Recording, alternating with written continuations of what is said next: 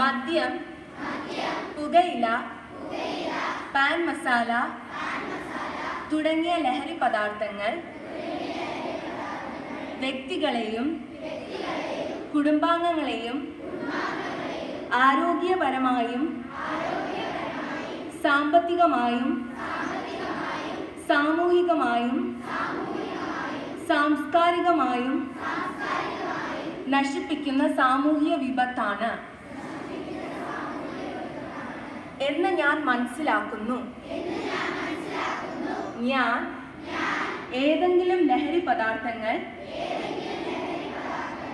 ഉപയോഗിക്കുകയോ അത് ഉപയോഗിക്കുവാൻ മറ്റുള്ളവരെ പ്രേരിപ്പിക്കുകയോ ചെയ്യുകയില്ല എന്നും ലഹരി വിരുദ്ധ പ്രവർത്തനങ്ങളിൽ